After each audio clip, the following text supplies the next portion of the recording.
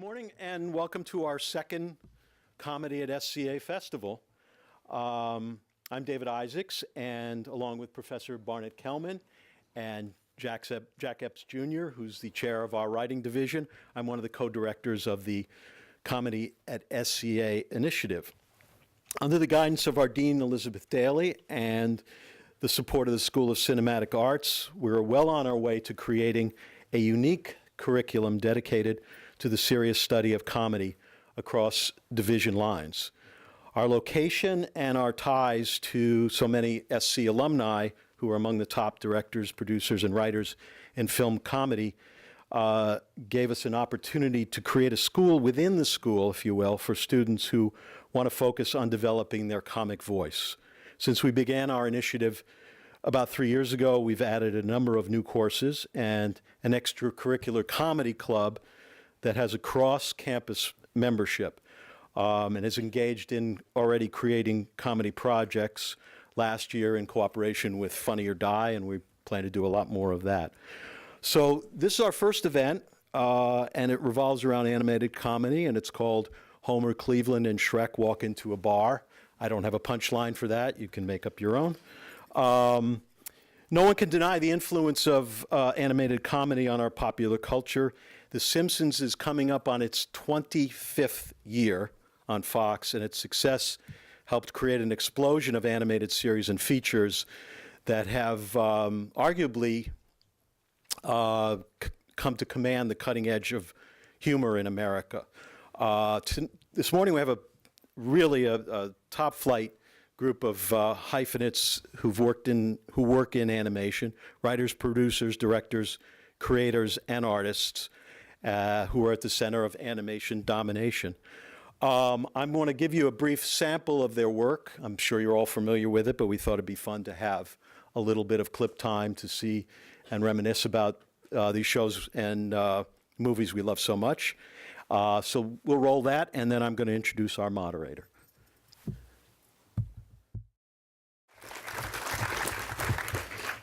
Everybody love parfait. Let me introduce our moderator, our distinguished moderator, who will then introduce our esteemed panel. Tom Cito has many screen credits as an animator and includes all the contemporary Disney classics from Little Mermaid, Aladdin, The Lion King, Who Framed Roger Rabbit, and Pocahontas. And I'm not even mentioning some of the others. He helped, after he left Disney, he helped set up the DreamWorks animation unit. His TV work includes Fat Albert, He-Man and the Masters of the Universe, and She-Ra. He's also a scholar on animation. He's written several books on animation and popular culture, including Moving Innovation, The History of Computer Animation, Drawing the Line, the story of animation unions, which is something you don't really associate with animation, and Jews in American popular culture, which is, I was looking at that, I said, what, you just like reprinted the West LA phone book and put a name on it. He's also a professor of, see, some got it later. It's like to say some are amused, others ponder. He's also a distinguished professor in our animation division, an all-around guy, Tom Cito.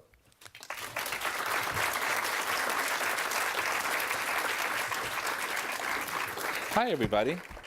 So thanks, everybody, for coming this morning. And I know when we were talking about the animation, doing an animation panel in the writing department, of course, Dave thought it'd be appropriate. Said, okay, we have to do Saturday morning. This is a good time to do it. So it's appropriate, So, and you young people, ask your parents. They'll tell you about Saturday morning, where it used to exist. So, now.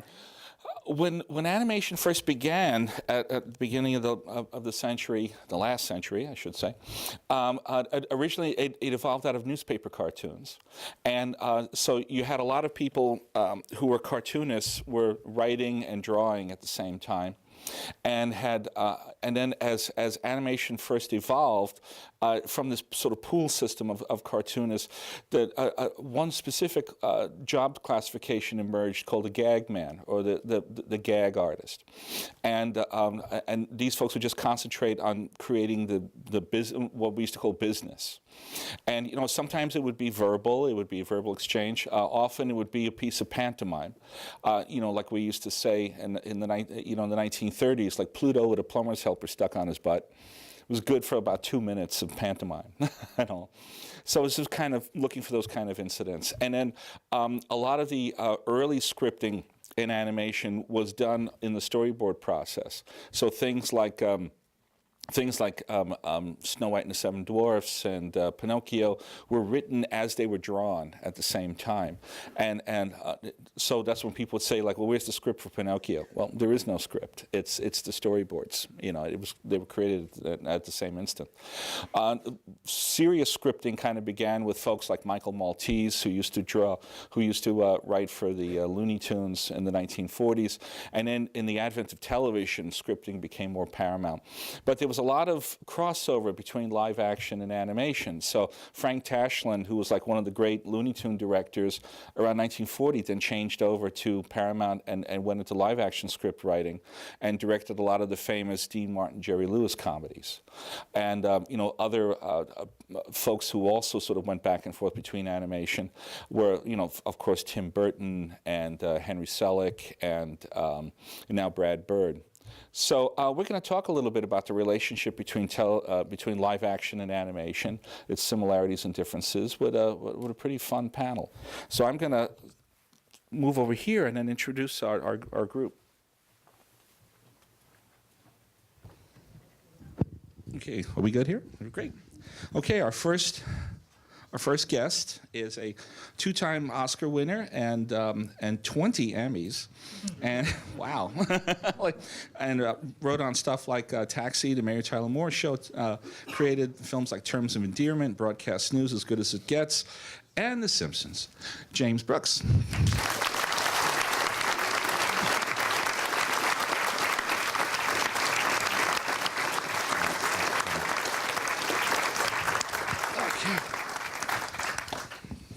Our second guest was, you know what I'm going to do? I'm going to change to my reading glasses, because I never do good with, whoops, and I throw them on the ground.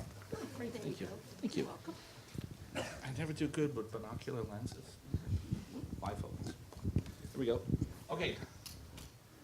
So, she's a director, a story artist. We worked together on He-Man and She-Ra many years ago. She created the visual styles for Ren and Stimpy. She was art director on Fern Gully. She directed Shrek and Shark Tale, as well as working with live action directors like John Hughes and Wayne Wang. Please welcome Vicki Jensen.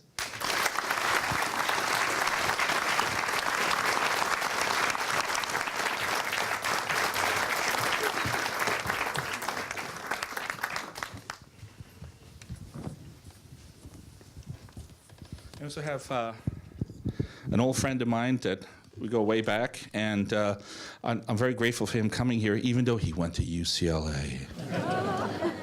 We'll forgive him this time. So he's the director of the Simpsons movie and a co-director of Monsters, Inc., and the director of so many Simpsons episodes since the Tracy Ullman days, David Silverman.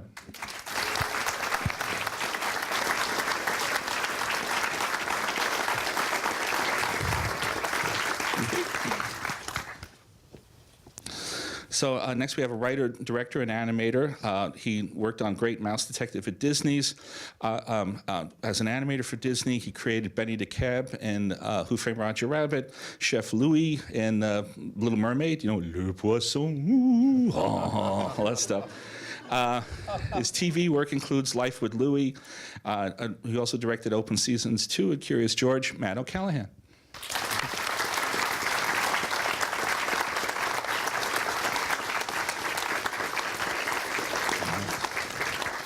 Okay, and last but not least, he began as a writer for the Harvard Lampoon. He actually studied law to be a lawyer, and then must have received a sharp blow to the head at some time or something, and suddenly decided wanted to get into film and animation. He was a writer for The Simpsons, for Family Guy. He became a producer and created American Dad, and a co-creator of The Cleveland Show is Rich Appel.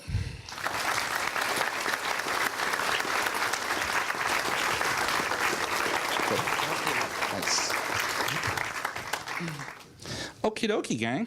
So let's get into this. Yeah, I did not co-create American Dad. I don't Oh, wanna I'm take sorry. credit. Oh, excuse me about that. Okay, good, good. So But I wrote broadcast news. That's right. Oh, great. Thank you. Thank you. Okay. All right. So just getting into it. Jim, could you get into a little bit about how you first got involved in animation? Because I know you have an interesting pedigree. I hate going first, but I got involved because we were doing the Tracy Ullman Show, which was a variety show in the very early days of the Fox network, when really, almost literally, nobody was watching it. And we did these small pieces. We had two when we began, that we had bumpers just before we went to commercial, and we decided to do those as animation. And that led to Matt, and that led to The Simpsons being part of that and being these little 20-second pieces, and that ultimately, you know, with a lot of turns, led to the show. Mm-hmm. Okay. So now you had a connection back in the Mary Tyler Moore days with Alan Burns, who used to write for Rocky and Bullwinkle. Yes, yeah. And created Captain Crunch. I think he really? drew. No I think he drew Captain Wow. Crunch. Yeah. Interesting. Yeah. Interesting. So, because I noticed, like when The Simpsons began, it kind of went back to that sort of J. Ward format of strong script, strong dialogue, and all of that, which, you know, had kind of like fallen aside over the, you know, in the 80s and earlier than that. So did you like consciously sort of embrace like what Burns was doing, or was the origin of that, do you think? What we actually did was, because Sam Simon was part of that original group as well, and Sam and I had worked on Taxi. Mm-hmm. And what we decided is we wanted to make it about character and story. That's at the beginning. That was at the beginning. And we were religious about that. We were nuts. We were obsessive about that.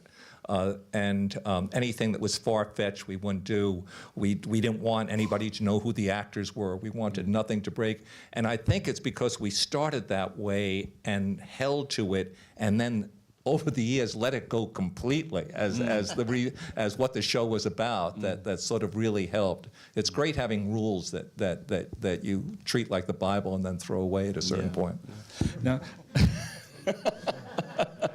now I was curious that was great about The Simpsons is that it was a return to primetime animation, which for those of you like, you know, with gray hair like me, you can kind of remember that in the 1960s, you know, the Flintstones and the Jetsons and all were originally primetime shows before they were Saturday morning, but then by the 1970s, pretty much, you know, everything was in the morning, and the idea of doing a cartoon in the evening was considered crazy. So how did you bring that back? Oh, it was David. It's an oft-told story, but David had a lot to do with it. Oh. Because we had a Christmas party when we were doing the Ullman Show, and Matt had talked about wanting a series, and somehow it didn't add up to me at that moment. We were just working so hard on the Ullman Show, and David got very drunk at a Christmas party and cornered me. Little cup of courage. It's when all great ideas. And there's nothing like having somebody pouring out passion with his nose like this to you, and you know you're like 0.08 yourself, and I think that was the moment where, and he made a passionate speech about how long it had been missing from, and how much it would mean to animators, and how they hadn't had that. It was really glorious, and I think, you know, I think that was the turning point for me. Wow. And then Fox had to roll enormous dice, and they didn't have enormous dice at the time. They were on the verge of bankruptcy, and because they wanted to say try 4 shows, and then they committed to 13. That took 6 months, and then the first one came back and it was awful, and then we didn't know whether everything was going to be off model until the second one came back, which is the longest week in any of our lives. Wow. And then the second one was okay. Cool. Yeah. I've been drinking ever since. It helps kids. This interview is over. So, since we're talking with David too, I want to get David involved. And now I got to confess, this is a story of mine, and that was because David and I know each other for a long time. When I was packing my bags to move to London to work on Who Framed Roger Rabbit, and David and I were kibitzing on the phone, and he says, "Yeah, I'm going to work on this new series, inserts in the Tracy Ullman show, and Matt Groening, the guy who did Life in Hell, he's going to do a sitcom like the Flintstones." And I said, "What's it called?" And he goes, "The Simpsons." And I go, "Well, that doesn't sound funny. It's a guy's name. It's like the Hamiltons, what?" And he goes, "No, it's going to be really funny." I'm like, "Well, David, get a real job, Okay, I'm wrong. All right. Well, all I can tell you is that we really, when we were doing the Tracy Ullman show, we were very invested in doing a really great job because we were so excited to see our own animation on a primetime network show. And then when I got my first script that I was to direct, which was called Bart the Genius, I could not believe it. I have never seen anything written this funny for animation, ever. And I was really, really just basically sort of thanking my lucky stars that I have something like this well done and this funny to direct. And, and I just was hopefully, I didn't want to get in the way of the jokes and do my best to stage them well and make sure, because I also got the read of the actors, and it was amazing. So I realized that we had something very special, and I had no idea what the success would be. People would ask me, and I say, well, all I can tell you is anybody that liked the Bullwinkle show will love this show, and the critics will like it, and they love the Tracy Ullman show, so that'll get a lot of free publicity. So I think Fox will at least give us 2 years. At least you might beat out the Chevy Chase show and the Joan Rivers show. Exactly. And if people remember those. So I was only off by a couple years. Yeah. So now, while we're on the subject of the creation of The Simpsons, let's deal in Matt Groening. So how's Matt's involvement in terms? I know like there's the design and everything, but also in the concepts and all. Either. Well, certainly, all through the Tracy Ullman show, of course, we were working very carefully with Matt, and the beginning of the show as well. He worked, very strongly with you and Sam in developing the show, and continues at the table reads and design and so forth. Yeah, the early small pieces look like Steamboat Willie now. I mean. Yeah, exactly. Well, as I like to quote Monty Python in The Life of Brian, we were making it up as we went along. So I think, and like you say, the rules we had hardened rules. We will never have a celebrity's face. They'll never play themselves. Hey, Tony Bennett. That's right.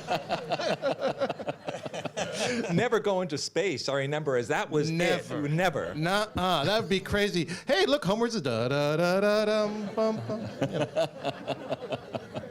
Great. Would never get crazy cartoony. Yeah. Well, there we go. Yeah, it's nice. So, I want to get Rich in too while we're in this area of this type of comedy. And now you're an animation producer, besides a director and writer. Producer, but I'm a writer, and in television, which is a nice thing for writers. The writers kind of, if you keep at it, can become the showrunners, and you sort of oversee it, although it's all a collaboration. But I've had the good fortune. My first job was at The Simpsons for 4.5 years, and then I went on, and I was able to run King of the Hill and American Dad and The Cleveland Show, and now I am a co-showrunner at Family Guy. And you can't give Jim credit enough, because I don't know, much about drawing and art, but I've tried to be a student of writing, and I think the reason that these shows, in my opinion, are so much better written than other sitcoms is the amount of time you get. If you're a writer, you know that the best thing you could do is put something on a shelf for 3 months and not have to think about it, and then you see it fresh. And we didn't need to get network notes because you could watch it yourself and think, oh, that's Nobody needs to get. But we write it, we have a table read, you record it, and then the rough animation comes back 3 months later, and then you rewrite a third of it, and then 3 months after that you get the color animation, and you can still rewrite stuff. And I think that might have gone. Ooh. But Knocked off your mic. Your mic went down. yeah, I know. Well, there it is. But you get so many chances to kind of refine something, and by the time it gets on the air 9 months later, the writers have really been able to fix their own work, and that's a huge help. And I will say just one story about what the animators do. The first episode I did at The Simpsons was the first time Homer's mother comes back. And Glenn Close played the part, and it was a really fun episode to do and very collaborative with the writers about all the, she was smart, Lisa was smart. And the end of the episode, a joke I was proud of is she was in the underground and she had to go back in the underground because of Mr. Burns. And the script was Homer takes her to a remote road in the desert where the van of her 60s radical friends will pick her up. And as she gets into the van, she hits her head and she says, "Doe!" And and you think, oh, it was the final grace note of, and I thought that's a wonderful way to end the episode. And then I see what David directed the episode, and what he then added to that is Homer's pink car was on the desert road. He watched her go as she hits her head and says, "Doe," and then he sits on the hood of the car as the van drives off, and then it dissolves to the middle of the night, and he's still sitting on the hood of the car, staring at emptiness, and a shooting star goes across the sky. And I watched this, and I got tears in my eyes. And I thought, it was all David. And there's so many touches like that where the animators bring to it, he couldn't move for 12 hours because he was so moved by having that experience with the mother. Did not come from me. Wow, that's great. That's great. I recommend drinking. That's the secret. If you get anything out of this morning, this is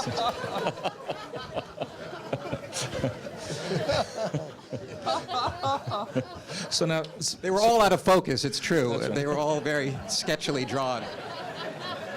There's a theme here. I think It's an old tool that still works. Exactly. That's right. So, Rich, I just wanted to ask you. So, being for folks who wouldn't know, what entails like a showrunner in an animated production? Like I was saying, like do you make sure that there's a stretch for Stewie when he flies into LAX, or what?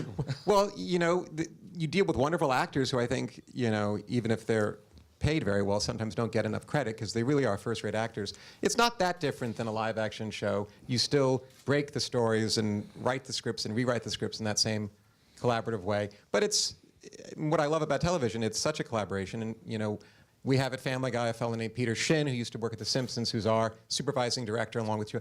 So talented, and people like David. I sometimes would refer to myself as the junior soprano of show. It's like you sort of sit there with title only as people tee up decisions for you. What would you do, David?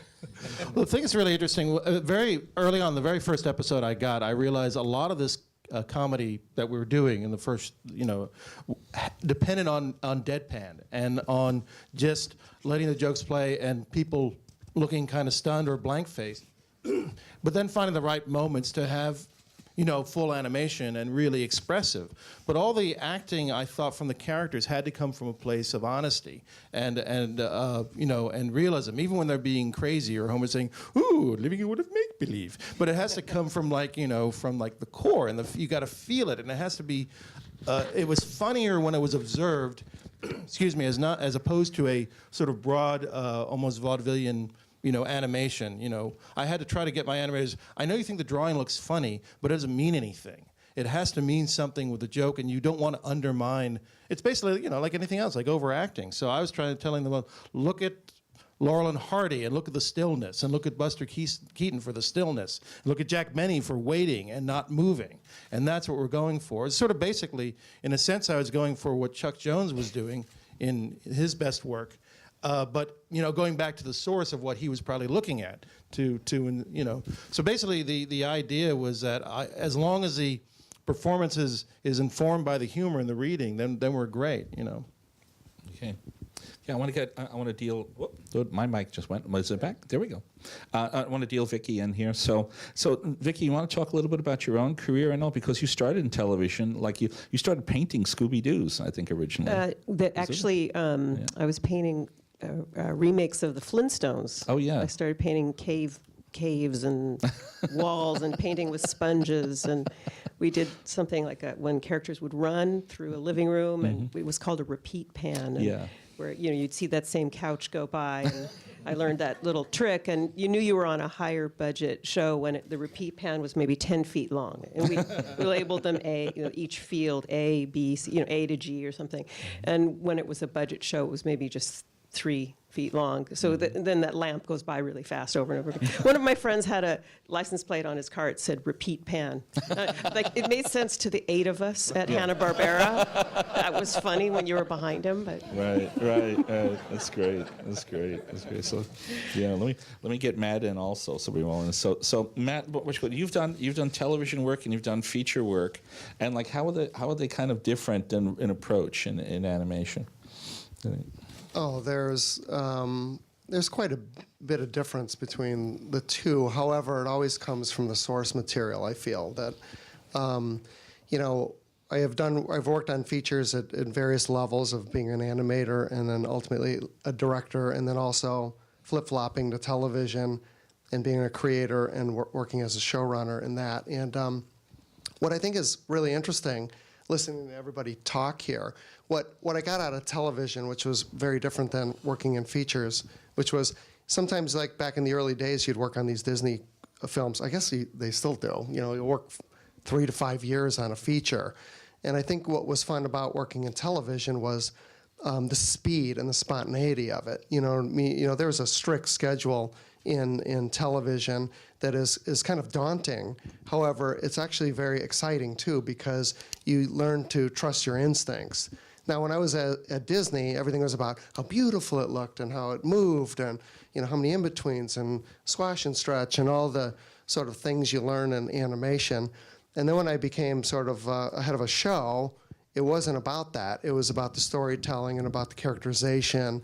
And that was what was really exciting. I got to sort of work on a different part of my brain. And I just love hearing stories about The Simpsons and stuff, because what I get about, aside from just drinking a lot, I love just it's the great exercise of working very fast and working with great people and collaborating. But, you know, you get a point, you know, sometimes in these features where you just overdevelop things, and you know, something that was really funny in a pitch 3 years ago is not so funny anymore because everybody's seen it so long.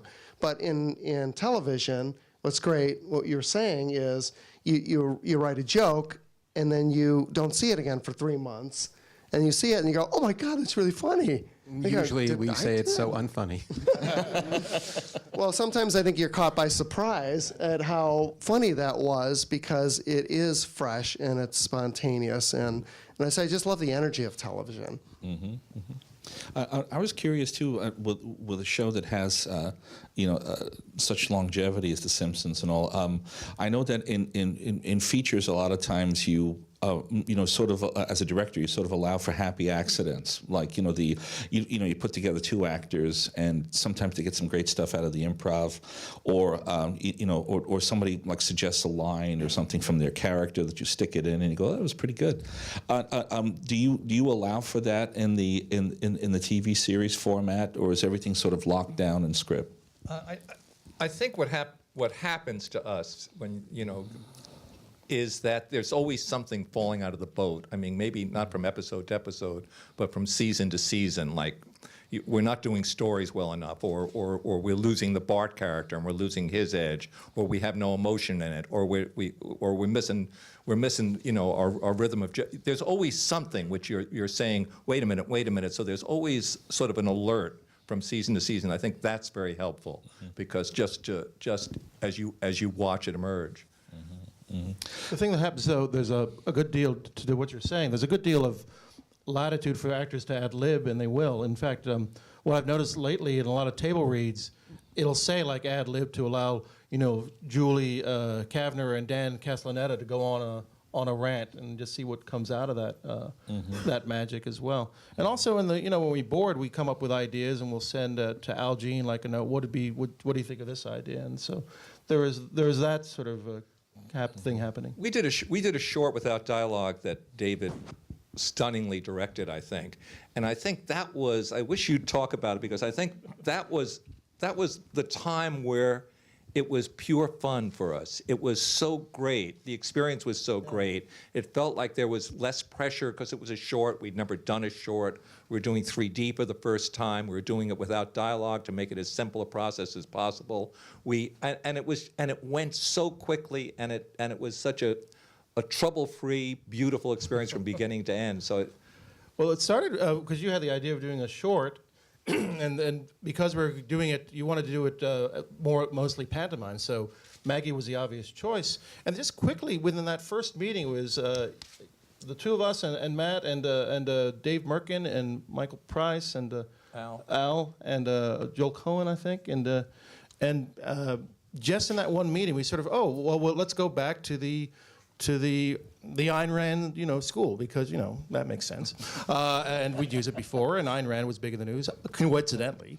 But just the jokes just kind of fell, and we had like one meeting, and then it kind of just came together, and it was really great because You were drawing in the first meeting. Yeah, you I was was drawing just showing. things and just doing drawings as we were going along. And you gave me like a lot of latitude, just like, well, here's all the ideas, what can you come up with? And so I kind of boarded out the first half and showed it, and then they all liked it, and then we kept going, and it was just really kind of great. It was of all the things I've done on the show, it was great. It was a nice visual experience, and great jokes came in. Like Mike Price said, Raggedy Ayn Rand dolls. And that made me laugh. And I did a drawing of Raggedy Ayn Rand and sent it to. And what was great is I would send things to Al for the approval process, and it was always like, great, put it in. Great, put it in. That was like sort of like.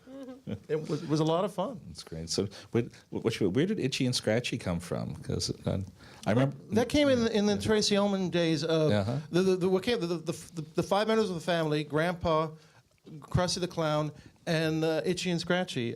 Basically, and it was not a parody so much of Tom and Jerry, but of Herman and Catnip, because Herman and Catnip was a ridiculously bad, violent cartoon. A lot of what made me laugh about it is, a lot of the old school key to violent comedy was quick recovery. So, Buster Keaton takes a fall and then sort of gets up right away. And same with the Warner Brothers characters, but like Catnip the cat would get hit and he'd go like, ooh, ooh, ooh, ow, ooh. That's painful. So that was sort of the idea. It's like, okay, just blatant, painful, violent, hideous, saw-like gags, Yeah. And it's kind of funny. Someone once in the Simpsons writers' room said that they could just ruin syndication if one time after Homer strangled Bart, he just said, "Ow, that really hurts." It's sort of like purple just starts forming around his neck. Yeah. That's a good question too when you think about it. Was that one of the things I was always amazed about with the Simpsons and the show since was that sort of expansion in terms of censorship and restrictions. Because I was doing a movie called Osmosis Jones at Warner Brothers, and we would constantly getting notes from the attorneys saying you can't say that, you can't do this, you can't do that. And I remember we had a whole issue.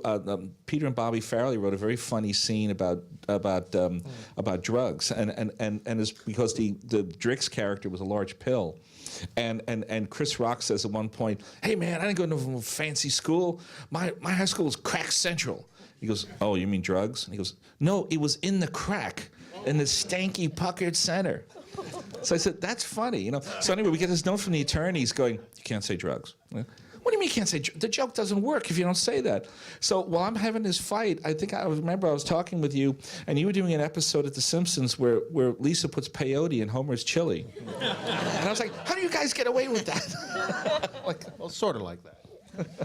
It's not like we don't have, the things that we can't do, but early on, at the earliest on, because the Fox network was new and Barry Diller, in doing the Tracy Ullman show, promised that he wouldn't have somebody in charge of censorship for his network, which was true for a minute and a half.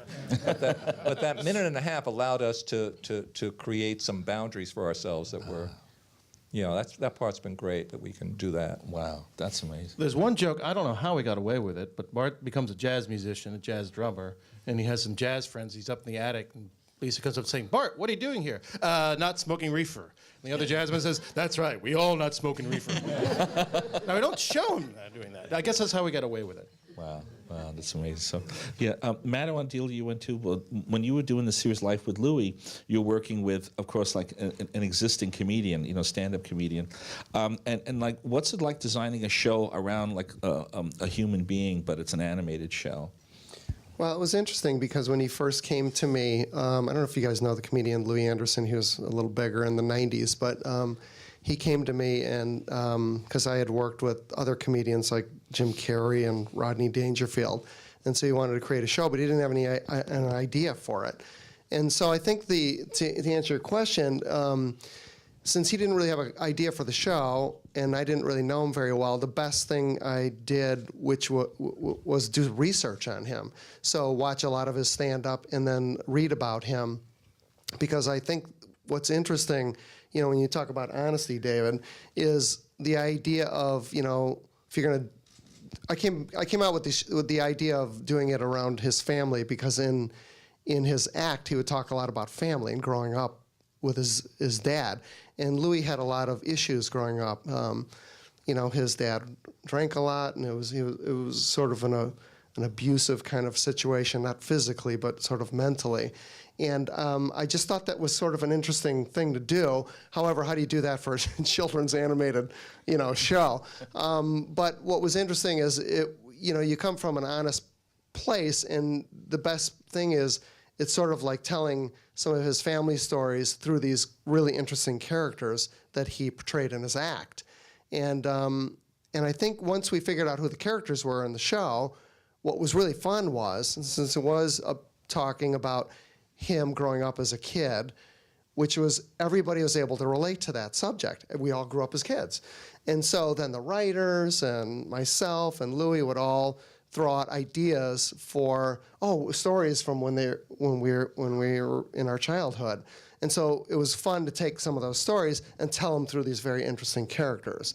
So I think to really answer your question, it's really, if you're dealing with a comedian, you kind of really want to tap into him. You don't want to just stick him in a role where he's playing something else, because everybody sort of comes from a place from inside. I mean, as wacky as The Simpsons is, I'm sure it comes from a place, from stories and relationships that we all have that you tell through your stories. Or anytime, writers write, it's coming from a place from within them, because that's their point of view. And I think as a director working with talent or writers or whatever, I think it is the idea of trying to figure out who you're working with and how you can have a bond between you, where there's an element of trust, where you can then go to that next level and tell these stories and work together and bring something from inside of everybody out into the storytelling. Mm-hmm. Yeah. Does that work? Was that true with Eddie Murphy? With Eddie Murphy? Oh, no. I didn't. No, on Shrek. Yeah. That when him doing it was. Yeah, he was super funny doing it. But was there improv? Was there? Oh, there was a tremendous amount of improv all the time. I mean, it's constant in features, and we allowed that. We encouraged it on Shrek. I mean, we had a similar thing where we have those kind of schedules like you guys do when you see something 3 months later. The movie goes on for a while, and you have to have the ability to just put the stuff that works up on a shelf in your mind and know, okay, that's going to be fine. Everybody else is used to it. Part of your job as a director is making sure that you protect the stuff that's working for the 3 years before the movie comes out. The story was so great. The story was always protected, even though. Yeah, and the story is something that you do find. I mean, even the one I'm working on now, we're storyboarding ahead of the writer, and I'm happy for that, because it's a way, like going back to the old days of creating the story visually and creating it sort of organically. I'm having my board artists work with beats for a scene. We know what needs to happen emotionally in the scene. We know we have to get from point A to point B, but I want the plot thinned out enough so that everyone can really elevate what's super funny about the moment and let that stuff glow, and it becomes a character piece. Any dialogue at all? They're writing the dialogue as they go. I mean, some of the artists have a better sense of dialogue. We have one artist who's just amazing. He was one of the key people at SpongeBob, Derek Dryman, and he also created Adventureland. And he's super funny, and he's amazing, like old school gag guy. Absolutely. But he's also one who can point out when we're missing the heart of a character, too. She's getting a little stupid in this scene. We have a female character who's sort of a female Pee Wee Herman, which you don't see really anywhere, or like a little like Will Ferrell's Elf. It's just a rare thing to have. Dory is like that, and Finding Nemo, and it's just rare to see a female character that can be that silly, because everyone goes, "Oh no, she's not aspirational." "Oh no, she's too stupid. We can't have a female character that's stupid." Not aspirational. It's a real problem. Oh, I hate that word. I hate that word. I hate that Could you word. talk a little bit about how Shrek? Because I was at DreamWorks at the time that Shrek first started, and it was way different, and it kind of hit a turning point that it became the style of humor that it was. Can you talk a little bit? Well, a bunch of us usurped the movie. I mean, when I came onto it, it was kind of an action adventure, and Shrek was sort of pissed off that he couldn't be a knight, and he was an ogre beating knights up, and I don't know. It was trying to find its feet. I mean, granted, the first voice was Chris Farley, and he passed away just as I was coming off of production designer on another movie, and they were kind of starting at square one. So there were a few board artists there that I'd worked with on Ren and Stimpy, and they showed me a screening. The directors showed me a screening, all in storyboards back in the early days, and there was the very epic sort of animated movie sequence of Shrek battling a knight, and then there were these weird ass scenes of Shrek and Donkey at some kind of saloon, or Shrek was tied up and they were trying to trick these thieves by, I don't know, it was like pure Ren and Stimpy kind of humor, and I was the only one laughing in this screening, and they're going, "Well, you see our problem here," and I go, "What?"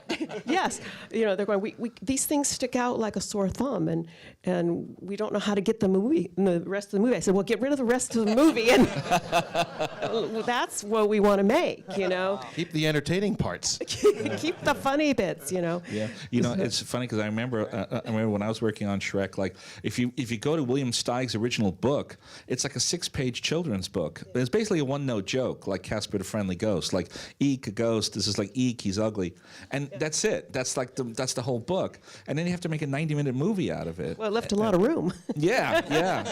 And the first set of writers on it was Ted Elliott and Terry Rossio, who wrote Pirates of the Caribbean. They've written all the Pirates of the Caribbean movies and Legend of Zorro. So they come but they also wrote Aladdin and everything. So they have those sort of comedy, action, adventure thing. But were they still on it when you were there? Or? They were, and they were both instrumental in me becoming a director there, I'm pretty sure.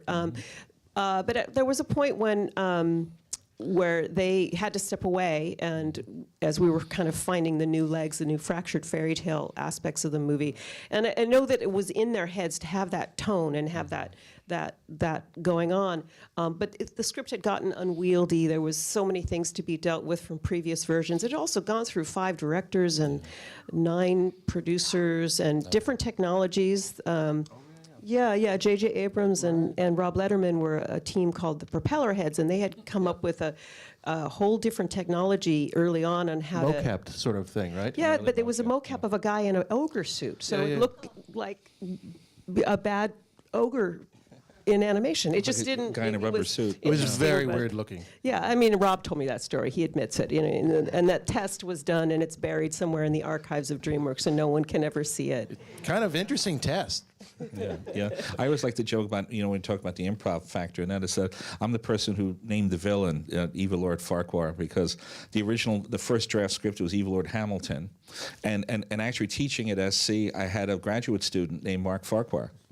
And I said, Hamilton's not funny. Farquhar is funny. But it became Farquad, maybe Yeah, from they a changed- typo. I don't know. Yeah. Well, no, they changed it and everything because around that time there was an issue with there was that movie Me, Myself, and Irene where there was the Farrellys named a friend of theirs, Billy Blavatsky, who was like in the neighborhood, and said, "Hey, we want to put you in the movie. That's a great name. It's a great name." So they put him in the movie. He sued them and got like $100,000. So you thought Mark was going to do that? So they said, "Going to change the name slightly." Mark's a But you nice kept guy. you kept the letter K in there. That's always funny. K is funny. Yeah. But Mark actually digs it. He's the head of animation now at Cal State Northridge, and he answers his phone like Evil Lord Farquhar. So I was wondering if you guys could also talk generally about. A lot of you have done live action as well as animation, and is there a different approach to writing for animation as opposed to live action? I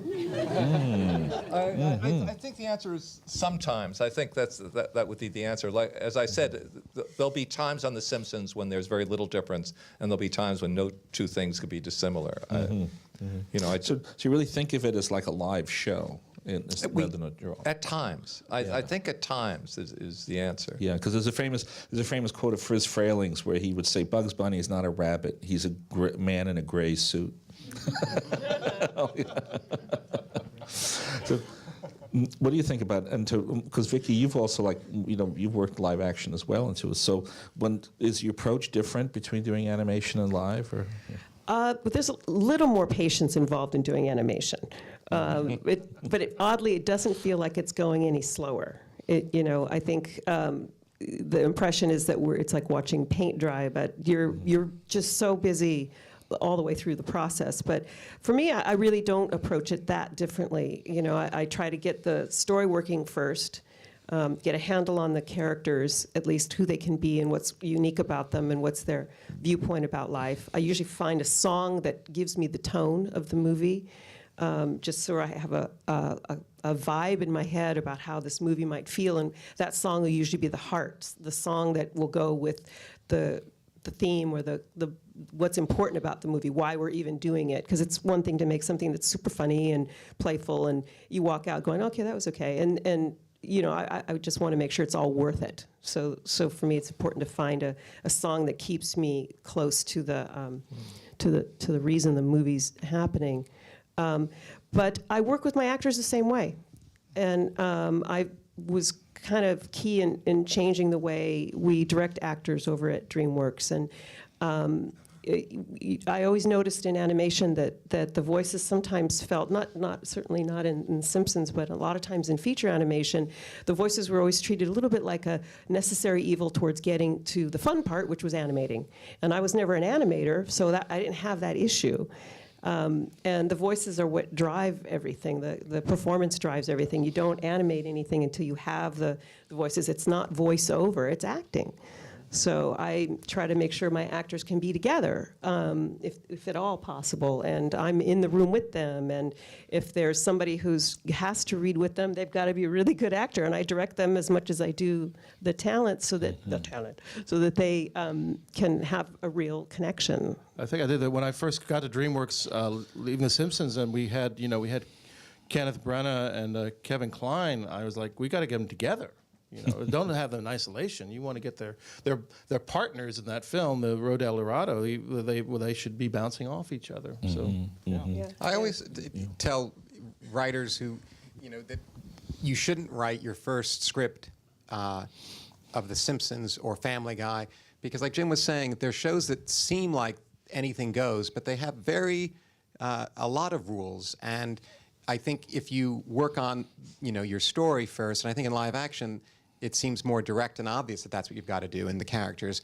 And, I remember 20 years ago at a Simpsons story retreat, I'd been there for 2 months, and I pitched a story, and Jim was there and all the writers, and it was getting laughs. And, 5 minutes in, I felt the story sort of sagging a little bit, and then I had some more laughs, and then by the time I finished, all I had were laughs. And Jim looked at me, and I still remember this, because he said, "Who am I rooting for?" I remember thinking, That was just something about my life. I don't know what it is. well, what I wanted to say was me. Please root for me. I'm a new writer. I have a 10-week contract. This hasn't gone well. But someone after that took me aside and said, the jokes, they're the ornaments on the tree, and you can always buy more ornaments. And you can't, certainly 6 months in, after you've spent $1 million on animation, you can't change the tree that well. And, all these artists are, I've been at so many table reads at Family Guy when, the artists are there, the writers, and you'll get to a line of stage direction. It'll be, Stewie interrupts the game, and the stadium erupts in a riot. And you'll hear 16 artists behind you go, and you take that seriously, because you better not put that in production unless you're sure that's going to be funny, because it's 3 weeks of intense work. You also don't want to exchange the acting of the characters for a giant scene that it better be funny and mean something. Right. I think it was the first year of The Simpsons. Maybe David will remember. We had Dustin Hoffman on the show, and it was a very big deal. And he was in New York, and he was going to be Lisa's teacher, the teacher who understood her, the teacher who she adored. And we were there, and we made a decision to go to New York to record with him because he couldn't come to us. And I think it helped. That session went for hours, by the way. That it went for hours in terms of, because once we were there, it signaled to him that we really meant it. And it became, thrilling for all of us. But I think even more than that show, we had done that just to get the acting right. And I think that just stuck in our minds early, how great it was that we had done this instead of just saying, oh, we got to, Yeah. Well, the other thing, by the way, and to your show with Mother Simpson, because it was Glenn Close doing it. So again, went to New York with Dan, so they acted off each other. So it wasn't just getting her lines. It's the sense of mission is really important, I think. I can't speak to directing, the difference from directing, animation and live action. Excuse me, but from directing, the one thing I'll say from directing television or directing a feature, the thing that I found interesting is that, feature, I have all this time. It always feels like you don't have enough time. You're always racing, whether you only have this much time to direct an episode of The Simpsons or this much time to direct a feature. You're always like, oh, it's not enough time. You're always working hard and like, I'd like to pose a question. Oh, my one's going down. Oops. There we go. I'd like to pose a question, too, also about The Simpsons, and that is, before, in the past in television, the Flintstones was the longest, most successful animated series at 6 years. And, the Honeymooners was, like 6 years or so, 7 years thing. Simpsons has gone 25 years, and you've gone through so many writers, Conan O'Brien, so many different people were writers for The Simpsons and all. What do you attribute the longevity? How does it stay fresh? This is the question I'm asked more than. First of all, there's a guy named Al Jean who stayed. I think that's an important part of our show, and I always think that if you come on the Fox lot and you go from writer's room to writer's room and you've come from Mars and you don't know anything, you'll think we're a first-year show. I always take pride in that because of at a certain point, it went from something we were pulling to something we were just chasing and trying, And it's just, it's such a heavy word, but I just think I'm sorry to use it, but I think that our sense of mission and our degree of caring about it, because of what is one of the reasons. And we have a lot of people who've been there a long time. I mean, there's always new blood, but there's a lot of people who've been there a very long time. On both sides, on the animation side. And I think the same true on the animation side is everybody's really, really invested, and no one treats a show like, every time a director gets a show, they feel like it's like I'm directing for the first time. It's everything's new to them. I'm not going to do this standard thing because nothing feels standard. People say, do you have any stock shots? They say, well, we try to, but we never use them. We're back in the TV room again, but just because of the dialogue, well, I don't want to use that angle. It's just so, all I can say is that it's always fresh and everybody's like, well, gee, I gotta do something interesting here, Mm-hmm. So. Yeah. The weird thing about that writer's room is you can go in there, as I did the other day, and someone was talking about how he remembered watching the premiere, and it was his 8th birthday. And I realized, and that doesn't even mean he's not even in his 20s anymore, but it's an unusual thing where some of the writers were huge fans of the show. There's just not many shows where that could even be possible. Yeah. A second generation, yeah. So, Rich, you want to talk a little bit about Family Guy also, and then because then also you got the Seth, as like one of the big creative forces. And well, I can promise Jim that Fox has a censor now. and my dear mother, who perhaps encouraged me to go to law school when the will wasn't that strong, will still now, 25 years later, say, when I describe one of these arguments with a censor, well, aren't you glad now you went to law school? No. And I do one quick standards thing. One that Jim, I did not write the episode, but one of my favorite episodes when I was at The Simpsons was called Homerphobia, and John Waters guest starred as a gay knick-knack store owner who Marge befriends, and Bart then loves and puts on a Shirelles wig, and Homer's freaking out, and it's all about Homer's coming to grips with this. And at one point, he says to John Waters something like, the first draft was, would you like to be called queer, homo, limp wrist, pantsy waist, all that, and then the line was, John. And the standards note came back and it said, please substitute for queer, homo, pantsy waist, limp wrist. And that's the whole point of the story. Yeah, that's the joke. Yeah. We can't substitute for that. And then one line was not mine. I think it was John Swartzwelder's when he said, Homer got to, he said, queer. He said, you've taken one, that's our best word. We need that word. But it's that times 100 at Family Guy, because that show, and it still surprises me, if I'm honest, sometimes the things that we win and don't tell Fox that we get on the air. Yeah. And, you know, I have kids, and my daughter, who's now 13, she came to the recording booth once when she was about nine, and Seth said, oh, do you like Family Guy? And she said, my dad doesn't let me watch. And I looked at him and I thought, you know, it's, at this point, a little different than The Simpsons, where I think the peyote, you know, we made a point of, it was chili, and Homer tried the hottest chili, and it was all clearly a metaphor for LSD, but we didn't say it. And so this, you know, the kids, you could watch it on two different levels. Some of the things on Family Guy, which I love and are hilarious, it's one level, you know, some of those jokes. So. That's actually an interesting point, though. Also to throw out, and that is, every writer, every creative person always laments the one that got away. You know, like oh, I had a good idea here and it got zapped either because of the censor or because of time or like that. Do you have a particular joke? I remember asking the director of Beavis and Butthead, Do America, like was there anything you couldn't do? Like anything you were told no?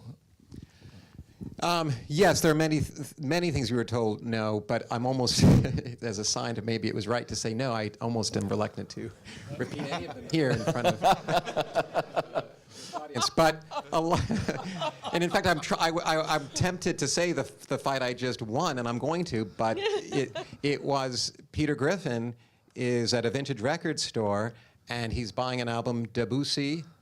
And the clerk is saying, what you want is Debussy when Debussy was young. And the whole thing is this, and then it's like, but finish on de Bach. And he holds up an album, never on Debussy. And I got on this phone and I said to our producer, what's this one for? And he said, he showed me this. How am I going to argue this? But it will air in 4 months. So they're pretty good. And sometimes it's the craziest. We just had one where Chris Griffin takes care of his grandfather, millionaire Carter Pewterschmidt, and he's broken his leg. And the gag was, they had nothing to do. It was so boring. He can't even,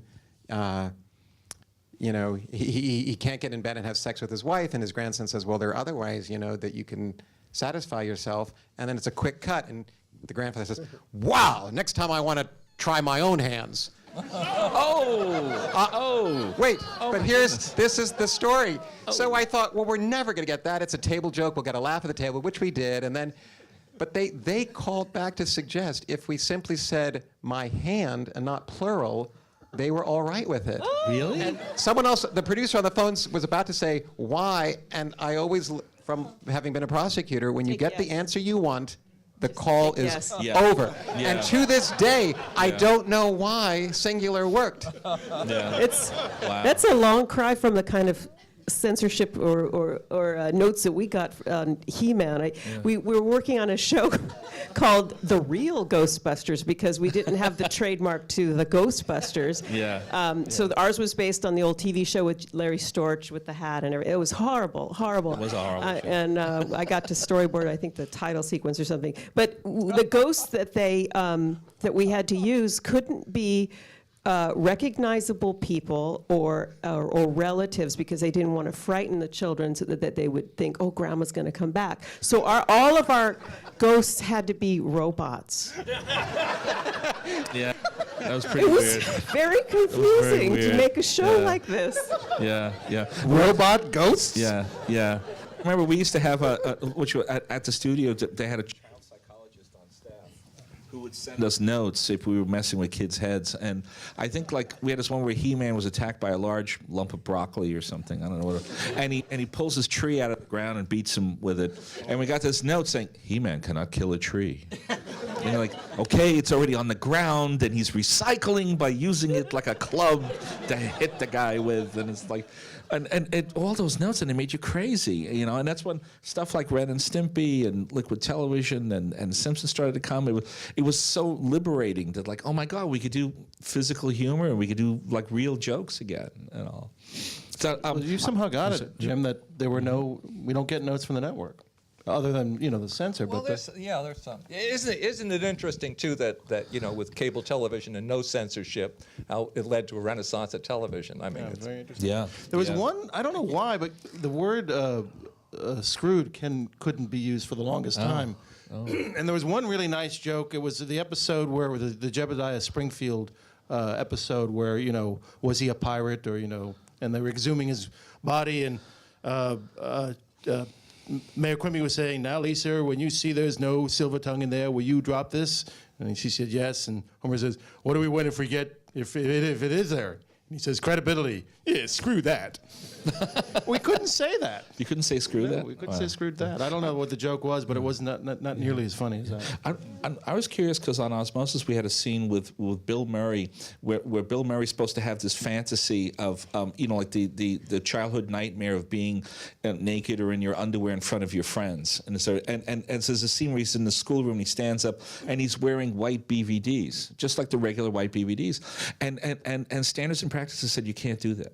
He could wear boxers, he could wear Speedos, but he can't wear the straight white dull Fruit of the Loom underwear, you know. And you guys got Bart and Homer doing that all the time, running around in that stuff. So You know, what's worse than, I have to say, it's worse than standards and censors right now, is the sales department, who will call, and if you are making sort of a pejorative statement about some potential advertiser, it's a bigger fight now than it is with censors. Wow. And you know, and and I always think with live action too, it's like you don't want to have product placement, but at the same time, they're not going to be drinking a brand of soda you've never seen before, or you know, and Family Guy has a lot of cutaways that might take a swipe, but it's I mean, the things you see every Saturday night on Saturday Night Live, Fox will note now. It's sort of, and it's always in this new economic climate. It's like, well, I still see ads on Sunday night. well, I think we're getting to the point now where we can throw it open to questions and everything. So does anybody have any questions? Okay. I'm doing some writing for the Simpsons comic books, and I'm running into a problem I hope the Simpsons experts can help me with. With Homer, as the show's gotten older and older, and you've done a lot of things already, how do you keep the characters fresh? I'm writing a Homer story, and I don't want him just saying "dough" and donuts all the time. How do you keep the characters fresh without violating what you've already got? His usual pattern of reacting to things. New desserts. What about parfaits? Everybody loves parfaits. Parfaits. Sometimes he can say, "Why you little ... But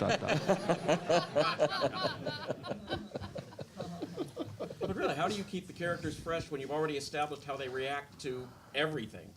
You are trying to tell a story. I mean, a story helps enormously. Because with the storytelling, you'll find ways of expression, because that's what it is.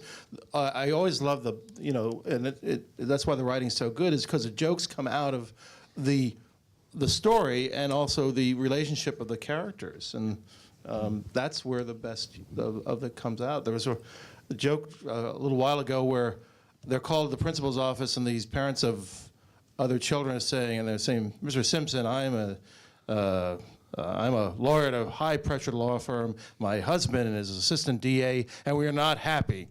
Homer says, "Why don't you get different jobs?"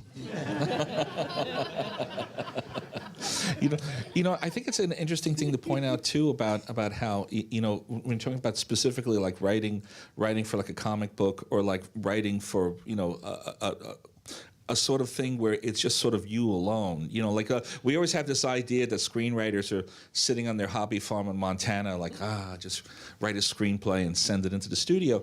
But really, a lot of stuff too is it's the pool system. It's like sitting around at the table and improvising. And I know, like in the Disney system, we would have like pitches where everybody, including the writers and the lead story artists, would sit around and just throw out ideas and all. And that was always like an important part of it. Could you talk to like sort of the group think or the group, you know, sort of creative session? Well, what we do is we have a table read on Thursday, and there's a lot of us. There's a lot of people who work on the show, and then there's 30, 40 guests that we don't know, you know, just for various reasons. People get invited, and they're around the table, so you get some. It tends to be very kind read, you know, very kind crowd. And so you always get last, but you can tell the difference between, you know, when it's really happening and when it's not. And then usually 3 of us go back, and David is frequently there.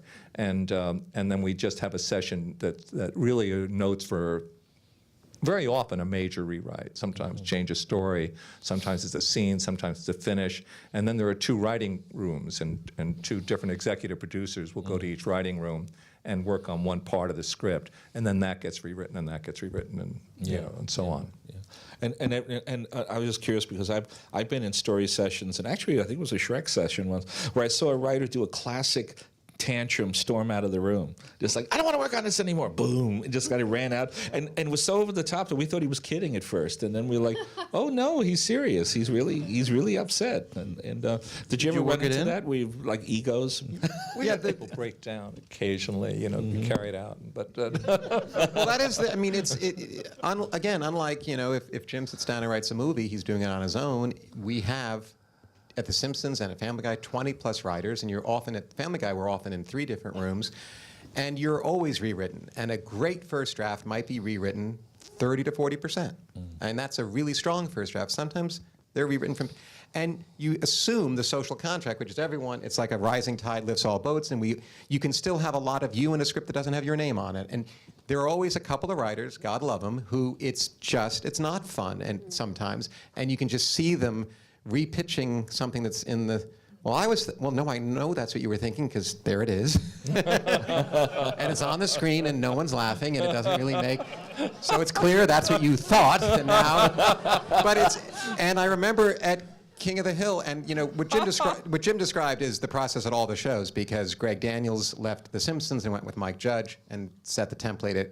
King of the Hill. David Zuckerman left King of the Hill, paired with Seth MacFarlane, set the template for how it's done. David Cohen with Matt Groening at Futurama. So that's exactly how we just ripped off how The Simpsons does it. But I remember Greg Daniels once at King of the Hill, I won't mention the writer's name, it became so uncomfortable at 11 o'clock that he sent him home for the next 3 days. Wow. And he just said, you know, and there was no big, he said, we're here at 11 because we've spent 3 hours arguing things that there has to be a leader in the room. And you have to say, for better and worse, we're moving on. And, you know, 95% of the writers, of course, know that. I think it's the same with story artists and writers in feature animation, because again, on the 3 that I have worked on and I'm working on, the board artists are encouraged to find out what else is funny in the scene. I know that writers will have a certain thing that's stuck in their head, and all of, you know, I've been blessed to work with ones that are very fluid and really collaborative. I was helping a couple writers that were creating a TV show at DreamWorks that, how do you direct actors to do exactly what we wrote? I said, well, because you can, and you know, there are ways, but you shouldn't, because they may come up with something that's funnier, and they go, no. And I was showing them, well, you could take a line, and you may have one reading in your head that you think is super funny, where she says, you know, good morning, and she's really pissed off or something, but you know, it may be funnier if she says it in a different way, because she's another intention in mind. And we kind of went through the scene, and they were going, oh wow, that is great, oh, let me write that one down. And so they were changing the scene as we were going through the different ways of approaching what an actor might bring to it. But so we're doing the same thing with the story artists, in allowing them to, you know, open up and find out what else is funny. But they too have to get used to the idea that sometimes their stuff will just get left out. a lot of story artists go off onto these wonderful tangents. They find brand new characters to bring to the scene, and suddenly your movie is no longer about the two that you've been working with. It's all about the fish that lives in Florida with his wife, you know.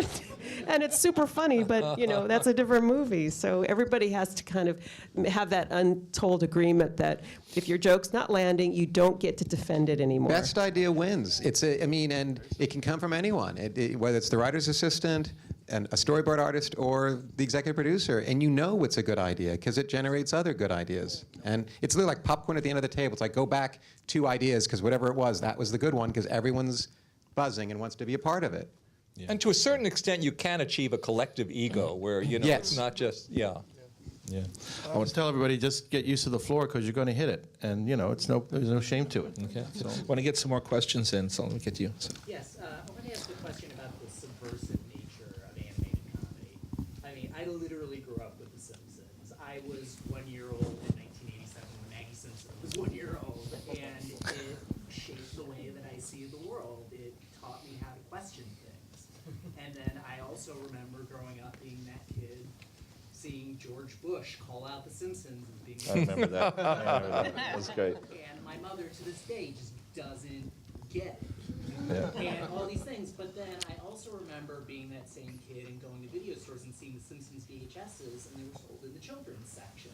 And somehow that upset me more. It's like they were infantilizing this really smart thing that, you know, that really influenced me. And it just, when you're trying to write something and be subversive and make a point, how do you protect against the way this is going to be received and, you know, have your subversion subverted? I mean, it's still a thing today. People want Seth MacFarlane's head on a platter every other week for something. How do you defend against that so that your point and what you really, the story you really want to tell comes across? I think basically we started out with a dysfunctional family when dysfunctional wasn't a word that was used all the time, and that was something unusual when we did it. And so sometimes functional becomes interesting for us to do because they're no good at it. And I think, I just think we keep each other honest on that. There'll be a time when we say, that, this isn't edgy at all. There'll be just that moment when we say, what we're doing there. I think there was a minute where we lost Bart, and I think in the coming season, I think it's going to be good because we paid real attention to that. I think you got to be on guard. It's not like you're always ahead of the game. You got to know when you're falling behind the game. Jim, do you think it's easier to be subversive in animation than it would be in live action? Easier, yes. Yeah, but possible. Yeah. I think, with animation characters, I think there's a part of the human brain that says it's a representation, and that's why you can get away with it. I think it's almost biological or something like that. And South Park is such a monument. It's such an extraordinary thing. It just shimmers in the sky. It's so amazing. It's just weird that people are geniuses like 5 days a week, year in and year out. That's a weird thing. So there's always, that star in the sky. Yeah. Did we get another question? Is there another one? Yes, over there. Then I'll get you. I'm a writer, but I'm not an animator, and I'm interested in writing animated feature films, but I could never join a story department because I don't animate. Is there ever a good reason to spec an animated feature film? Like if you think you've got the next Kung Fu Panda in you, do you ever just write it, and what would that path be? Yeah, I think you do, and I think you really don't think of animation as a genre. Think of it as that you're writing a good story, a good comedy. And don't let yourself think that you have to write differently for animation. Kind of some writers suffer from that. We had one recently, and where he was a fantastic writer in his own right, but the moment he started to think about the movie as animated, things got a little bit wacky and slapstick, and chaos ensues. And it's not that at all. It's still a comedy. It's still got character. So. And I think you can write a spec script. They read them all the time at DreamWorks. So they're just looking for really great stories with really great characters. I think an animation series gives you the opportunity to change your genre of comedy. That on The Simpsons we can do a slapstick show, and we enjoy doing it. We can do a romantic comedy. We can, that we were working on the movie. When we were working on the movie and we were working on the story so hard, and I remember there was a moment where everybody at the table was hating each other, and it was just, just awful. And there were big speeches being made about, the way to do this as a feature and to make it different from the series is to make it action adventure, and then I just said, does anyone here know how to do action adventure? And nobody raised their hand. So aside from that possibility, I think we can switch genres. But if you're convinced you're the next Kung Fu Panda, just slip it to me and I'll make sure someone gets it with your name on it. Okay, I want to get another question. There was a fella back there. No? No? Was it all the way in the back? Yes. Yeah, in the pink. I was wondering, in The Simpsons, where did that thing come about where the first few minutes of pretty much every episode starts out on one story, and then you suddenly segue into a totally different story that's the rest of the episode? We call them subplots. I always call it misdirection. Oh, you think the story's about this? Oh, and now the end of the first act, that's what the story is. And we call it sometimes maybe padding. I don't know. I'm just kidding. Okay. They call them Act One misleads at Family Guy, and they've borrowed, and sometimes we have a room thinking of them, and it's wonderful because it's sort of a catch-all for ideas you love. It might be parodic, might be little stories that wouldn't support a 3-act story. And the Simpsons template, it's a very hard template, a 3-act story. There are not a lot of, hugely satisfying series on television. They're 3 acts, and The Simpsons is one of them. Right, so essentially what you get is approximately a 2-act story, Right. because the first act is like, well, what is okay, that's what the story's about. So it's fun too, because the mislead, there's a humor in that, like you thought the story was going to be this way, but it's actually this. So I think that's the other reason to do it. And we're lengthening our couch gags depending on if we have a guest artist or something now that's a lot of fun for us, and we'll let it run over and do that as an opening piece. Okay. Let me get another. Let me get you. Yeah. You were mentioning before how in the early days Pinocchio didn't really have much of a script. It was basically the script was on the storyboards. Do you feel that with computer animation, the production length that will affect the comedy of screenwriting? Like South Park, they can write and finish their episode in a week's time, whereas Only they can do it, though. Yeah, Only they can do it. No one else in the world can do it but them. whereas like a computer animated film can take several years. But well, I mean, the thing with all the films is they always in the story process, like they always say, it takes 5 years to make like a Pixar film. Well, actual production is about 18 months. It's about a year to 18 months. The rest of it's story. So the rest of it is just fussing with the story. And then even though everything's computerized, it's still the same techniques. Just people got Wacom tablets now instead of pads and all. But the old system of pinning your jokes up on a corkboard and talking about them was still being done in The Incredibles and Monsters, Inc. It went all the way up until, I think, just about 5 years ago or something. We There are stopped. people still doing it. Yeah, there's a still few on of us paper. that haven't really figured out how to draw 1925 on technology. computer yet. So I pitched a sequence with push pins and index cards and a stick to point at the drawings. Yeah, a different kind of. The stick is key, I think. I think the it's stick the is pointer, everything. having the stick. Yeah. It's funny that a different dynamic takes over when you look at it up on the wall. You look at the whole thing like a blueprint, and all from like sitting at your desk and just writing a joke or something. But when you look at it up on the wall and with other people, suddenly, I don't know, things that seemed hysterical just kind of lay there. And Well, it's funny. I'm very visual, and as a director, I'm getting used to seeing people pitch their sequences to me on a screen, so I can only see one thing at a time. And the producers are telling me, "Well, that's great because it's a lot closer to the final product. You're only going to see these images, and then they move on." But for me, my brain just works a little differently. I love to see the boards out, and I like a big board that tells me what my movie is. So I see the Act 1 and 2 and 3, and I can see whether it's feeling too heavy here or too small here. It's easy to rearrange it too. isn't it? Yeah, I see how things connect. So it's really just dependent on how you look at it, I think. It's nice too when you're, like in the digital format when you're just flipping with one image at a time and pitching. you do kind of lose a little bit of the artist's own performance. There's something about pinning it up on the wall and watching an artist point and gesture and act in between the panels that gives it a whole different energy. That's how I got my job. I think, and it's true for a couple of my friends. It was a fellow who created the little gingerbread man sequence in Shrek 1, and he was so funny to watch him pitch, and he created Puss in Boots. And I guess some of the producers sort of started to feel like, well, yeah, but you know what, that performance is taking over from what's actually happening on the screen, and we have to rewrite so much. So maybe we're getting lured by that because it seems so funny. But it's a key thing, I think, to me, is seeing someone sell it in a funny way, because it's all about the humor of the character when they're performing it. I want to get another question. Yeah, the girl in red hair. Hi. Thank you so much. I really appreciate it. This is like really cool. My question is. Oh, Roxy.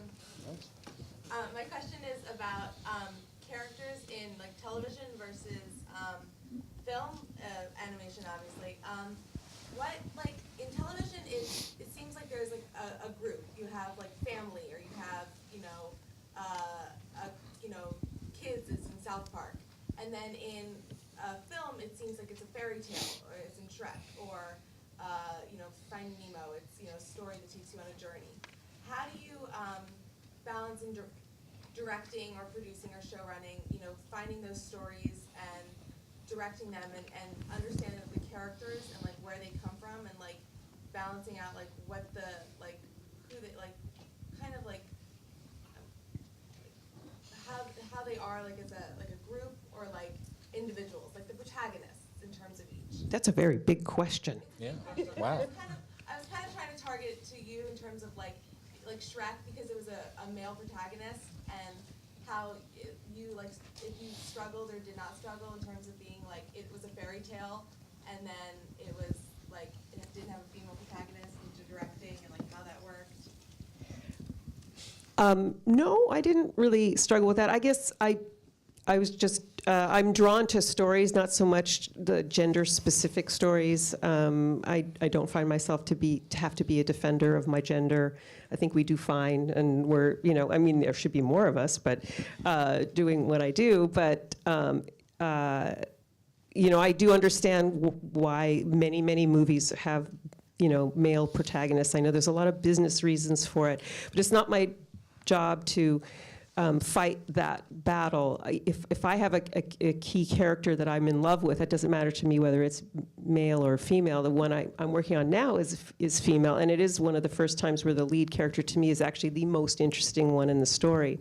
What often happens in animated features is the hero, the lead, becomes very bland, because anytime you try to do something with them, I think, oh, this is my favorite argument. I always think about As Good as It Gets. I love that he is so fucking flawed in the beginning. You hate him, but he's so compelling when you learn about the soaps and the locks on the door, that you want to keep watching this fascinatingly horrible character, find out why he got that way, and before you know it, you're suckered into the story of what he wants in the movie. And it's so hard to do that in an animated feature or a family feature. You try to start with a character that has somewhere to go, and this is the other word I can't stand besides aspirational, is unlikable. Oh, he's so unlikable. Oh, she's so unlikable. Like, oh, no, wait, just wait. Be patient. We'll get there, but she's got to have somewhere to go, So yeah, it's a lot of balancing story to humor to, personal issues, to kind of movies that you want to see versus what you think other people want to see. And you can only use yourself as a judge as you go through the process. I gotta wrap this up, but we could take one more question. So which one? What? Okay, let me grab. Oh, what you call it? Did you want one? Oh, do you want to get one, Brian? Do you want to get? What? Sorry. I'm an animator, and I have an idea of like a vision of trying to do 1 hour long dramatic dramedy television. And what I was thinking was, with the new models of Netflix and these other companies creating their own content, I was wondering how possible, in your opinions, would something like that be these days? 71%.